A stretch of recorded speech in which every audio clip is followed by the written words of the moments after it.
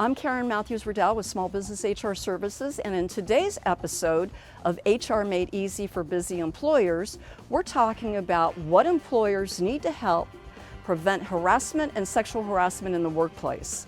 Harassment and sexual harassment prevention is one of the most important things you can do for your business to limit the risk of expensive employee lawsuits. That is because both the Department of Labor through Title VII of the EEOC and many states such as California and New York require that a policy and training be put in place to prevent harassment and sexual harassment in the workplace. We have a lot to cover, so let's jump into the details.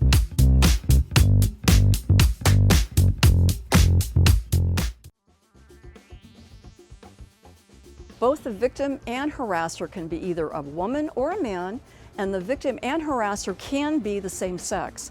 Although the law doesn't prohibit simple teasing, offhand comments, or isolated incidents that are not very serious, harassment is illegal when it is so frequent or severe that it creates a hostile or offensive work environment, or when it results in an adverse employment decision, such as the victim being fired, passed over for a raise that they deserve, or demoted.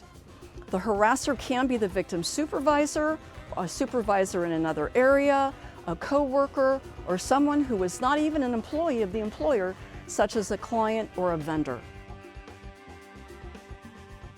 As an employer, you are required to protect both employees and independent contractors from harassment. By creating and publishing a policy of the company's position against harassing coworkers goes a long way to show that the employer is proactive. If you have an experience of an allegation of harassment and have published a meaningful policy, the courts will give the company credit for taking steps to prevent it. A meaningful harassment prevention policy must include the definition of harassment and sexual harassment with examples of each. Sexual harassment is defined as quid pro quo, meaning this for that, or I'll give you promotion if you go out with me. It is also defined as unwelcome sexual advances, requests for sexual favors, and other verbal or physical harassment of a sexual nature.